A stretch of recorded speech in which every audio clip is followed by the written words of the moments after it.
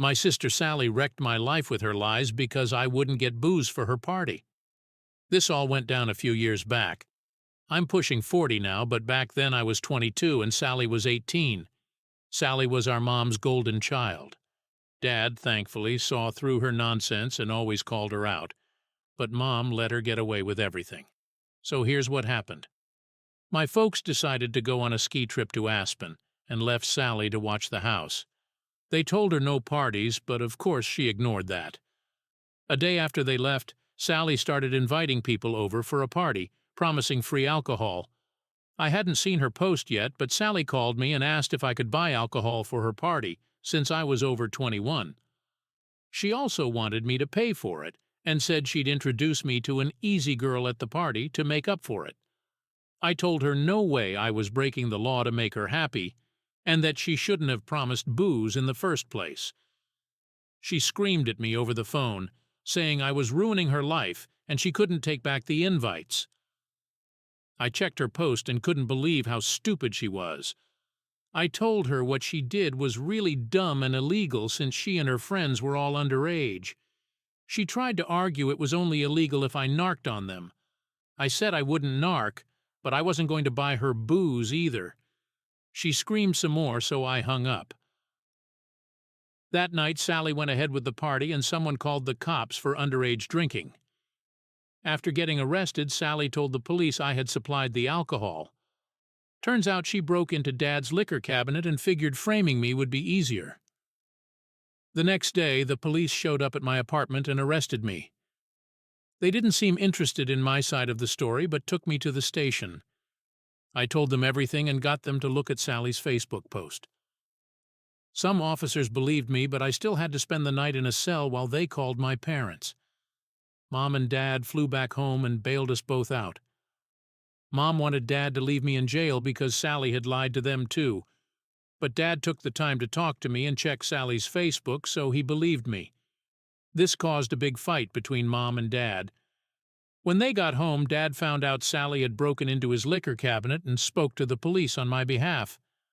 Mom, though, still wanted to blame me because she said the charges were ruining Sally's future. But my innocence was further proven by the fact that I and my car were seen on CCTV when I left work and when I arrived at home soon after. The apartment I lived in had CCTV cameras watching the parking lot. My car didn't move from there for the rest of the day and night. In Sally's story to the police, I had driven out and bought the alcohol for her. But I wasn't seen on CCTV in any liquor store in the county, and my bank account showed no transactions buying alcohol. Our parents' house also had a camera at the front door, and my car was never seen in the driveway that day. After being confronted with those facts, Sally changed her story, saying I already had the alcohol and gave it to her at my apartment. But Sally's car had never shown up at my apartment either, and there were only a few cheap beers in my fridge and no hard alcohol. Sally finally had to give up on her lies, and our parents were severely disappointed in her. But my mom still tried to convince me to take the fall for Sally. She came to my apartment and actually demanded that I tell the police it was all my fault. I said I wasn't going to ruin my future for Sally. She refused to leave and went from demanding to begging. She even got on her knees and tried to convince me that she and Dad would make everything okay in the long run if I just took the blame now. I said I'd rather live my life poor than have that felony on my record. She threw a huge fit and started throwing things because I refused to do what she wanted. I threatened to call the police, and she left my apartment cussing me out like a madwoman. I've never heard so many F-bombs out of her before or since, but she kept it up all the way to her car and followed it up with saying she should have aborted me before driving off. I called my dad right away and told him everything that happened. He was insanely pissed and got in a huge fight with my mom as soon as she got home. She didn't even deny anything she said or did because she believed it was for the greater good of their daughter.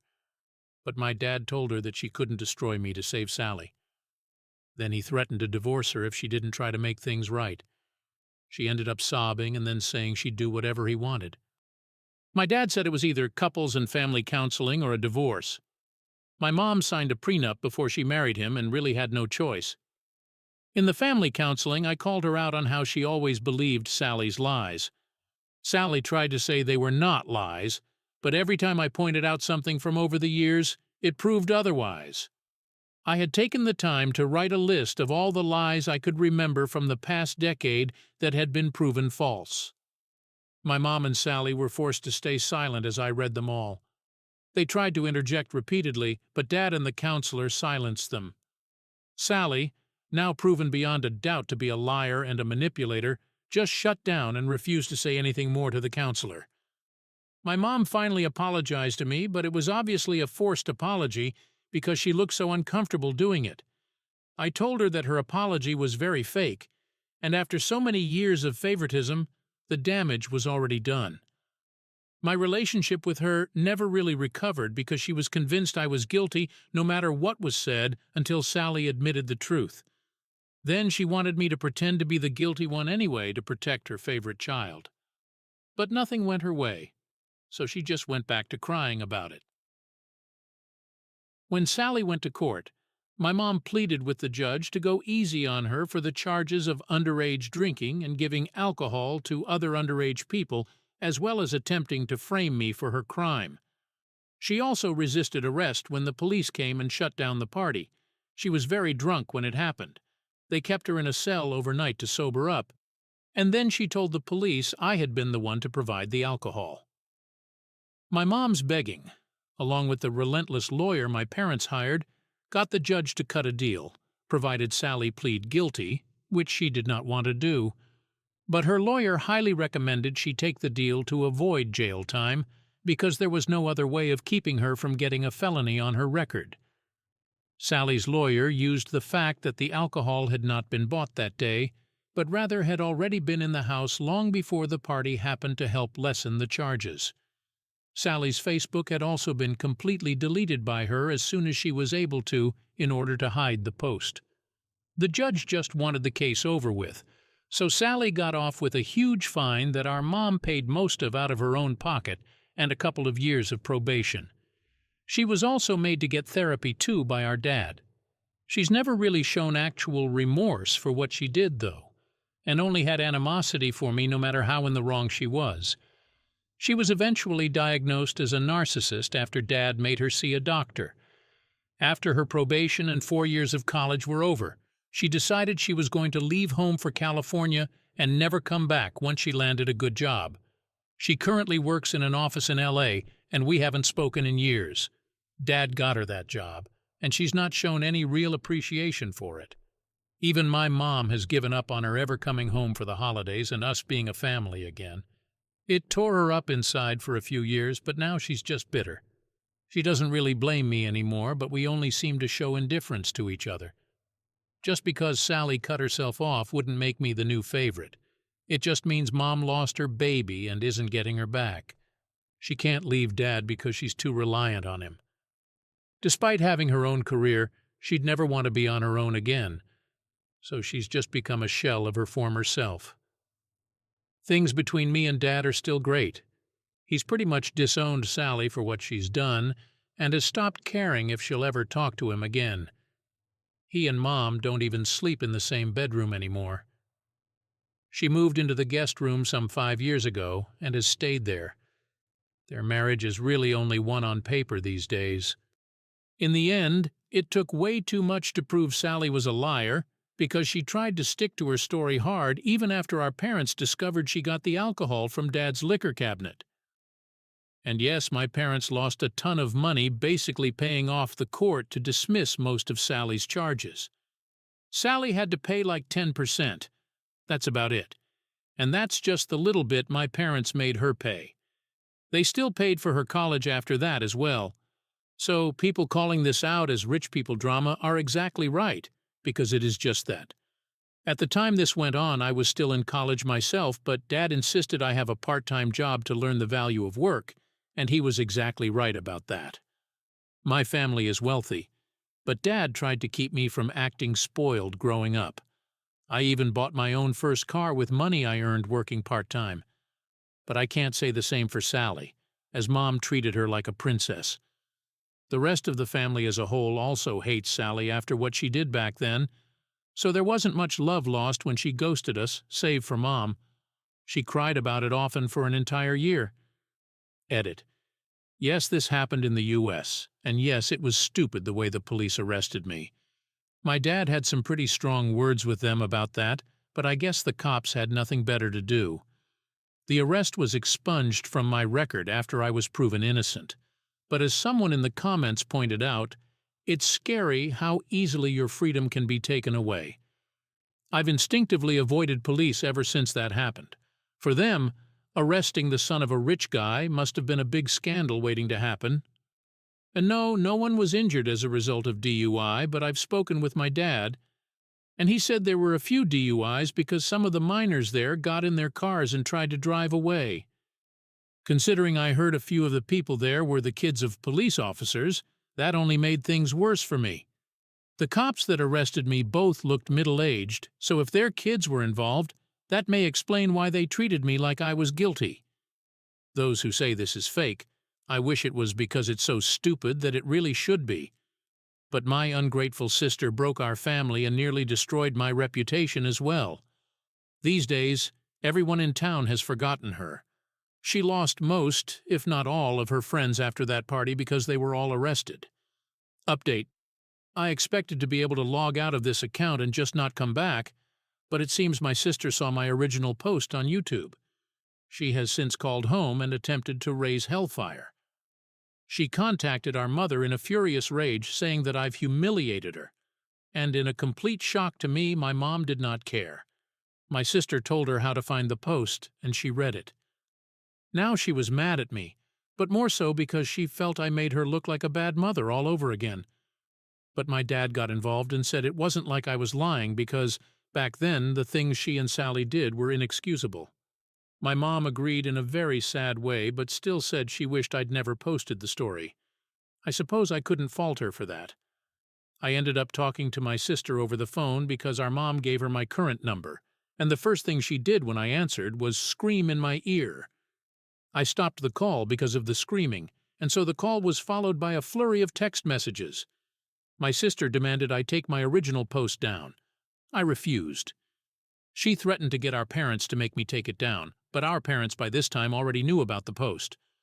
Among them, our dad does not care, and our mom is more mad that I made her look like a bad mother all over again. So she threatened to get a lawyer and sue me for defamation. I told her to go right ahead. My post was made anonymously, and if she sues, then a lot of people are going to find out my post was about her. She asked if that was a threat. I said no, it's just something that'll likely happen if people dig more into both of our pasts. If she starts a lawsuit, it might even affect her career. Rather than responding in text, my sister called me again, and I told her I'd hang up and block her if she screamed in my ear one more time.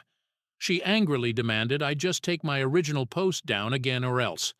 I pointed out that this is the first time we've spoken in 6 years, and she had no problem throwing me under the bus in the past any time she could. Now she's mad because her own actions are reflecting poorly on her when no one else knows the story was about her but us. And I really didn't care what she thought of me anymore. Dad has pretty much disowned her, and she destroyed all the golden child love our mom had for her. My sister actually denied being a golden child, so I started to explain exactly what one was. She interrupted me, saying she's on Reddit all the time and knows what a golden child is. I could only laugh at the fact that she knew that and still denied having been one. I pointed out all the things from my first post, how she lied so much, how she always had our mom on her side, how she was openly mom's favorite, and how she expected everything to be handed to her. She was a golden child. There's just no denying that. Well, she took this very personally and said she wished our mother had aborted me, just like she'd said all those years ago when I refused to take the blame for her crime. I just laughed some more and asked if that was all she had in her little black book of bad insults. She didn't find it amusing that I found it so amusing. I fired back about how she is a self-important narcissist and always will be. She milked our parents for so much and had no appreciation for it, right down to that well-paid LA office job she's working that Dad got her. She scoffed at me and said she got that job on her own merit. I laughed again. No, she did not. Suddenly, a well-connected LA firm scouted her several states away after college to come work for them when she had no prior experience as an intern. It just doesn't happen. The old CEO of that company was a friend of our dad's before he passed away, and Dad called in a favor. That's how she got that job. My sister, of course, went into more denial about the truth I just presented her, but I guess it finally clicked in her mind that I was correct. She's a narcissist, but she's not dumb, so she just started bragging about how well she's been doing at that job. She made it to assistant manager and is set to be next in line for full manager someday. I was unimpressed, and she demanded to know why. So I pointed out that I've moved on to managing one of Dad's smaller businesses entirely. Sure, it was technically a promotion through nepotism, but I worked hard to earn it, and Dad's openly stated that when he someday passes away, I'm to inherit everything. Not that I'm clamoring for it like she undoubtedly would. I actually want our dad to live a good long time. She was so angry that she hung up on me and then called our parents again. She asked Dad if she'd really been disinherited, and they confirmed she was. Dad's will is set to leave her only a small settlement so she can't contest it, and if she were to try and contest it, she'd automatically get nothing. Even our mom's will has basically written my sister out. My sister ended up crying and saying it wasn't fair, but both of our parents pointed out that her framing me all those years ago wasn't fair. Ghosting them after they paid so much money to keep her from getting a felony and putting her through 4 years of college was unfair. They had nothing left they wanted to give. My sister ended up blocking us all from phones to social media. We can't see anything now, but we don't really care. My mom has sat me down and given me a long-awaited, more sincere apology for what happened so long ago, especially for that day she tried to make me take the blame for my sister. Years without my sister in her life, and the recent incident have made her realize more than ever that she was a terrible mother to us both. She can't undo anything, but she wanted to at least say she was incredibly sorry and that she loved me. She's just been too ashamed to really show it. She's now finally looking into therapy, and she's even making an effort to spend more time with my dad like in the old days. It's ironic, really. My sister tore our family apart, and then she somehow put it right back together by being the same kind of nasty person she's always been. So, sis, if you see this post, and I bet you will, don't bother trying to contact us again, because if you do, then any more drama you cause is going to end up right here. So please leave us alone for the foreseeable future. Update 2. After all this time, I poked my head in to make an update and found my last post was removed, so I'm reposting it without subreddits. My sister sank to a new low of manipulation with this one.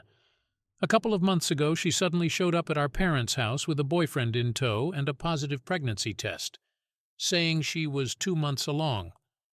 She claimed she wanted to make amends so her child would be able to know their grandparents. I saw this for what it was from the start. My sister went out of her way to get pregnant so Dad would put her back in the will and Mom would make her the golden girl again. But things didn't go down that way at all. It was in February when my sister showed up all of a sudden. She'd taken a leave from work to come see us. She even tried to act all smiles around me, but I could still see the hate in her eyes. She still blamed me. She never stopped blaming me, but she pretended that she'd seen the error of her ways. Mom seemed to buy her act, but Dad didn't at all.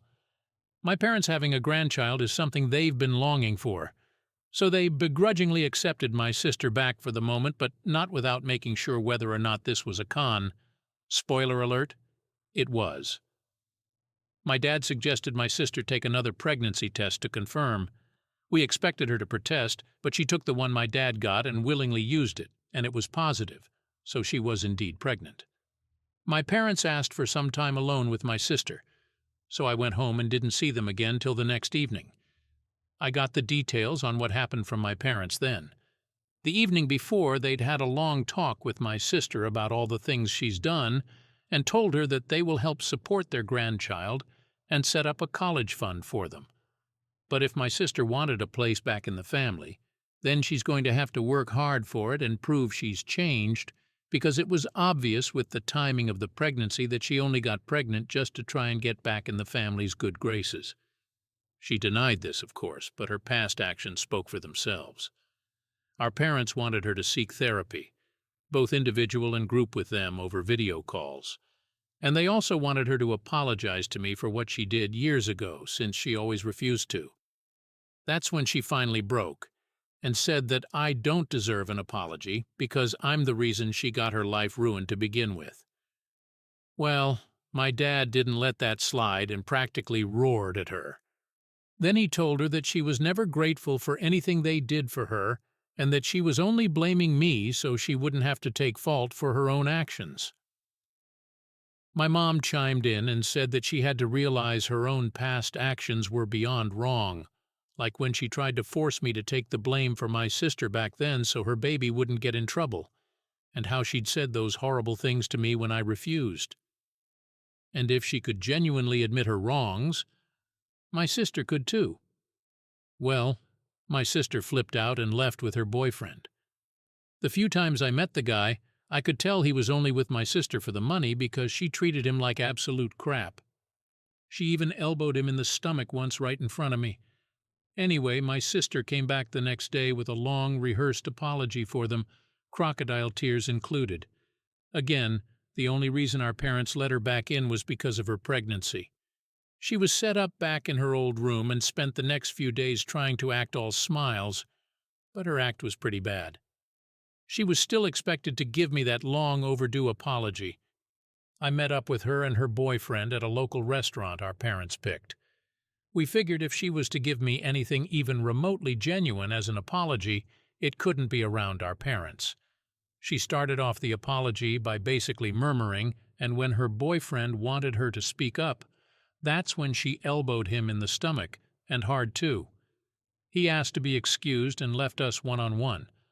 As soon as he was gone, my sister started with more of a non-apology, basically saying she was sorry for what happened with trying to frame me, but that it still would have never happened if I'd just gone with it that day and gotten the alcohol for her party, and then we could have both had a great time. I countered that she still didn't get it. She framed me, and when cops were called on her, it had nothing to do with me. So if I had helped that day, then I would have been arrested and charged too. I got up and said she still hasn't changed. She only lives in her little self-important world and then walked out. When our parents learned of this, my sister tried to deny the words she'd spoken to me. But my dad knows the owner of that restaurant. We were seated away from other noisy guests and were put right below a CCTV camera with audio. It caught everything, and my parents had the video within hours from the restaurant owner. They played it in front of my sister and told her this is exactly why she's not getting much in the will. Her child might be, but not her. That's when she threw a tantrum and walked out, screaming at them. This time she didn't come back. She got in her car and drove all the way back to LA without another word to any of us. She later called to say her boyfriend had left her and she didn't know where he was. As I thought, he was clearly in it for the money, and when their con failed, he cut her loose. So now my sister Sally is around 4 months pregnant with her baby daddy pulling a runner. She's still sending our parents updates on the pregnancy, and my parents are having a very hard time dealing with the fact that their future grandchild is basically being used as an attempted bargaining chip for Sally to worm her way back in. Sis, if you see this post, I did warn you that I'd do this if you tried anything else. You've left our mother heartbroken all over again, our father beyond disappointed, and me as your mental scapegoat because you still can't admit it was 100% your fault you were disowned. You haven't changed a bit, and I doubt you ever will. Final update. Yes, I get that this story sounds extremely fake. I'm also aware that selling one's child isn't exactly legal. Well, my parents found a way, and it involved more than one lawyer and was called something more of a financial settlement. Yes, it involved an outrageous amount of money, and my parents took a bigger financial hit in this than I previously alluded to. It's actually pushed back my father's retirement by about 10 years. I can't make any guesses as to the numbers, but I know property in California can go for an outrageous amount. There were also some questions about who is raising my nephew and how. Let's just say that's complicated right now. I'm reposting this free of subreddits, and once gone, I will not be coming back. Despite what some people think, I don't get a kick out of doing this. I previously had an axe to grind with my sister and the hell she put me through, but you can only grind an edge so much before it becomes dull. So some time ago, Sally gave birth to a baby boy. She made sure we knew the gender well in advance, as well as sending our parents pictures of ultrasounds and anything else that kept their hopes up. Our parents' need for a grandchild was intense. Sally only allowed them to come to the hospital to meet their grandchild at the birth. They had to take a last-minute flight to LA just to be there. She also forbade me from going. She said I'd ruined her life enough, wished she was an only child, and wished me dead repeating all that stuff. She doesn't want me anywhere near her ever again. Well, the feeling is mutual. 3 months before the birth, Sally showed back up again. This time she pleaded with our parents to let her in to talk and not to contact me because she really didn't want me there. She only had 1 day before she had to head back to LA and had driven through the night. I wasn't there to see it, but from the details I got from my parents, Sally went crying to Mom and begging her to take her back into the family. My dad said that Mom hardly wanted to look at her. Dad confronted Sally and said that she didn't bother to try and contact them in years and that she was only back and even pregnant because it was all about the money to her. If she'd never seen my Reddit post, she would still be no contact with us. Mom spoke up and told her that she hoped for so long that Sally would come home to visit or even just talk to her, but it was years of no contact. She'd done everything for her, favored her, defended her lies, made sure she didn't get a felony in court, and yet Sally showed zero appreciation. Dad backed this up too, and even compared me to her and how I at least appreciated my parents. Then he blurted out that I've been made a legal partner in the business he is having me manage, and that I'm on track to eventually take his place one day. After that, Sally, I'm told, went hysterical and was screaming about how it wasn't fair and it should be her instead. Somehow she was still allowed to spend the night in her old room, and the next morning she dropped this bomb on my parents. I heard her emotion was just gone. I guess she didn't feel the need to keep up the act anymore. She said that she'd allow Mom and Dad to adopt her child in exchange for a house in Cali and an undisclosed sum of money that I'm not privy to. And you know what? My parents agreed. But Dad had demands of his own. In return for the adoption of my nephew, Sally was to give up any and all rights to her son, sign a contract stating that she will have no part of the family ever again, and change her legal name. That last part really surprised me. Dad went so far as to pay for her name to be changed in order to separate her from the family. This meant getting all of her information reissued, such as her diploma, college degree, passport, and anything else that ever had her name on it, all paid for by my parents. As part of the agreement, Sally could never change her name back, or even to something similar. My parents didn't half-ass anything in this endeavor. My participation in it, though, was minimal at best. My parents went to California to purchase a house my sister approved of, but she would not be given the house until after the baby was born and in their hands. She was very unhappy about this, as she wanted to move into the house after she'd signed the contract, but our parents had none of it. They gave Sally a week to sign, and she signed in front of a lawyer in less than 48 hours. So as of then, I'm now considered an only child. I'm not going to say I'm happy about that. I used to love my sister before she became a narcissist, but what's done is done, and I'm over it. My parents also tracked down the baby's biological father to get him to relinquish his parental rights as well. Sally found out he went back to his hometown in Arizona after he abandoned her, and my parents went to see him before the baby was born. He had no problem signing away his paternal rights after a DNA test confirmed he was the father. He must have still been in cahoots with Sally because he also wanted a house and a payout as compensation to sign away his rights, though not nearly as much. I'm told my parents purchased him a cheap house somewhere and paid him off. Well, I say cheap in comparison to the house they bought for Sally in L.A. This was one expensive baby to adopt, but as my dad said, it's worth every cent to make sure my grandson has a future. My dad sold one of his smaller businesses to a competitor in order to get the money together without really affecting his other finances. Said competitor had been making him offers for years, and my dad wasn't that involved with the business anymore, so he finally took the offer, but only if they retained all of the employees already there, which they did. And now it's their name on the sign. But my parents didn't care because they fully adopted my nephew. When the child was born, Sally didn't even want to hold him, and I heard she even once referred to the baby as that thing, which was beyond cruel. She even admitted she was planning to sell the baby in a closed adoption to someone else had our parents not agreed to do it themselves. She got her house and got her money and then promptly cut contact all over again. So she's gone from our lives for good and no longer related to us.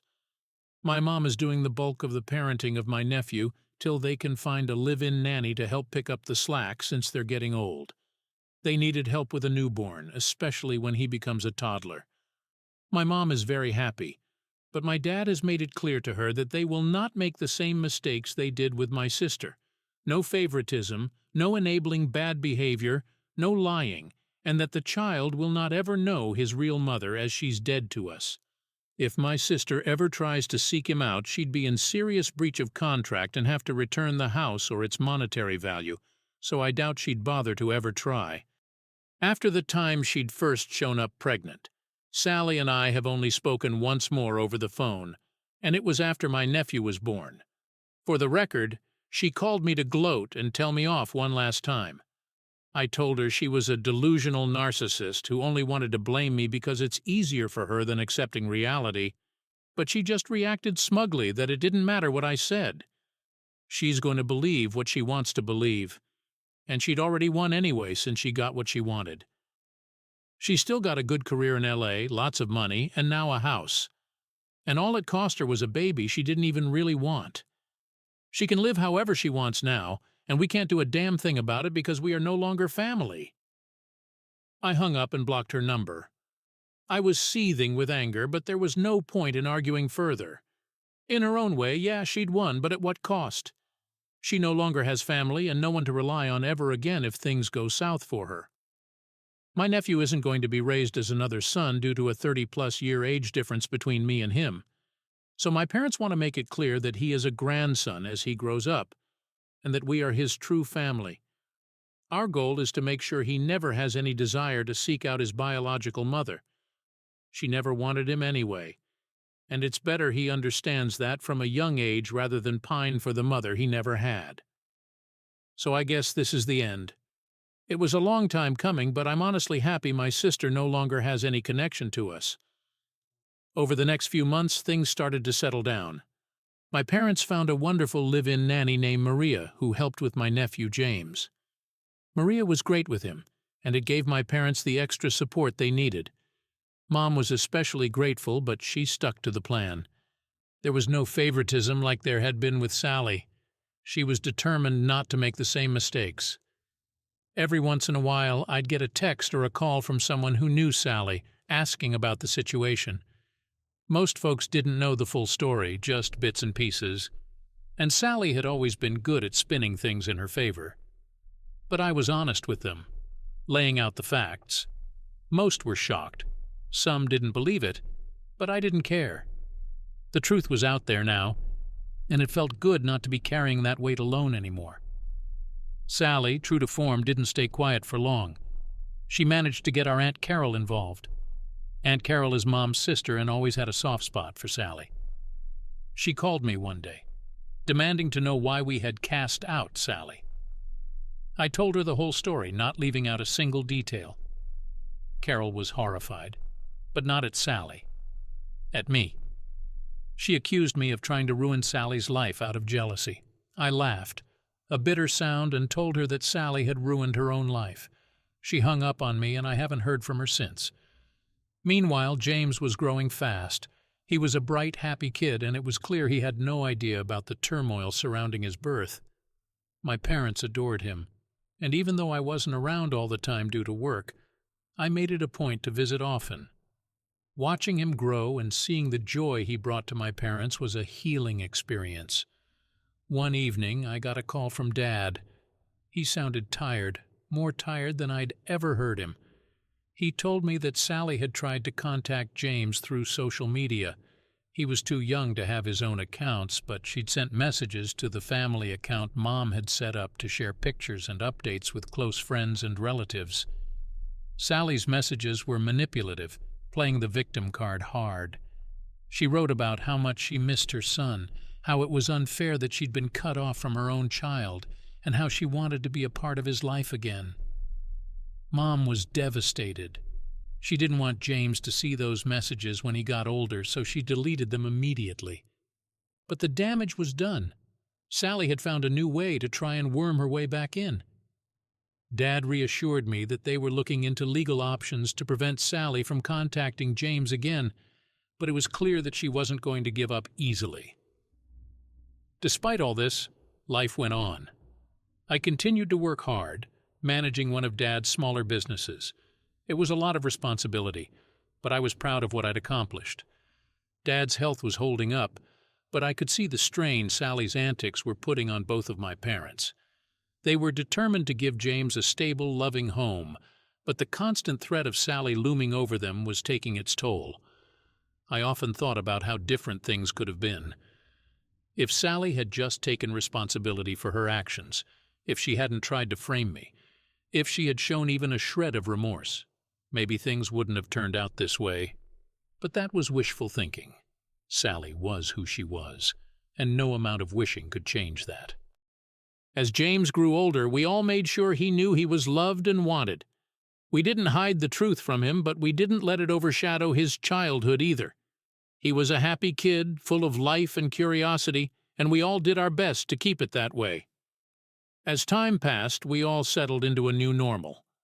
James was growing up in a loving home, surrounded by people who cared for him deeply. My parents doted on him, and Maria became like a second grandmother. I watched from a distance, involved but not overbearing. I had my own life to lead and my own responsibilities, but I made sure James knew I was there for him whenever he needed me. Sally, predictably, didn't give up easily. She kept trying to reach out, sending letters and emails, even trying to show up at family events. Each time she was turned away. My parents had taken legal action to ensure she couldn't have contact with James, and they were determined to protect him from her toxicity. Sally's attempts became less frequent over time, but the damage had already been done. Dad's health took a hit from all the stress. He aged faster than he should have, and though he never said it, I knew he carried a lot of guilt for the way things had turned out with Sally. Mom tried to keep a brave face, but I could see the cracks. She was torn between the daughter she had loved and the reality of who Sally had become. One day, as I was visiting, Dad called me into his study. He looked older than his years, worn out from everything. He handed me an envelope. "This is for you, Joe," he said, his voice steady but tired. "I've made some changes to the will. I want you to know what's coming." I opened the envelope and saw the details. True to his word, Sally was left with a small settlement, contingent on her not contesting the will. Everything else was split between Mom, James, and me. It wasn't a surprise, but seeing it in writing made it real. "Dad, you don't have to worry about this," VDJ told him. "I'll take care of everything." He nodded. "No, you will. Just promise me you'll keep an eye on James. He needs stability," I said, and I meant it. Years went by, and James grew into a fine young man. He was smart, kind, and had a good head on his shoulders. My parents' influence and Maria's care had paid off. He knew the basics of what had happened with Sally, but we never let it define him. He was his own person, with his own future to look forward to. One evening, as we were all gathered for dinner, James brought up a topic we had all been avoiding. "Can you tell me more about my mom? Not just the bad stuff, but who she was before everything went wrong." It was a tough question, but he deserved the truth. I told him about the Sally I remembered from when we were kids, before the lies and manipulation took over. I told him about the good times, the laughter, and the fun. I didn't sugarcoat the bad parts, but I made sure he understood that Sally's choices were her own, and didn't reflect on him. James listened quietly, absorbing everything. When I finished, he simply nodded. "Thanks, Uncle Joe. I needed to know." Sally stayed out of our lives for the most part, her attempts to reinsert herself becoming fewer and far between. She was living her life in LA, still working at the job Dad had helped her get, still pretending she had done it all on her own. Mom and Dad found a new rhythm, their relationship mending in small, steady steps. They were grandparents now, and that gave them a new sense of purpose. Maria stayed with the family, her presence a comforting constant in our lives. As for me, I continued managing the business, taking on more responsibility as Dad stepped back. I found my own happiness, building a life that was fulfilling in ways I hadn't expected. The scars of the past were there, but they were just that, scars. They didn't define me anymore. In the end, Sally's absence was more of a blessing than a curse. It allowed us to heal, to grow, and to find a new way forward. James thrived in an environment free from her manipulations, and we all became stronger for it. So, to anyone out there dealing with a toxic family member, know this: it's okay to let go. It's okay to choose your own peace and the well-being of those who truly care about you. Life goes on, and sometimes the best thing you can do is to walk away and never look back. And that, my friends, is the end of the story. We made it through the storm, and now we're standing in the sunshine, ready for whatever comes next. Sally stayed out of our lives for the most part, her attempts to reinsert herself becoming fewer and far between. She was living her life in LA, still working at the job Dad had helped her get, still pretending she had done it all on her own. Mom and Dad found a new rhythm, their relationship mending in small, steady steps.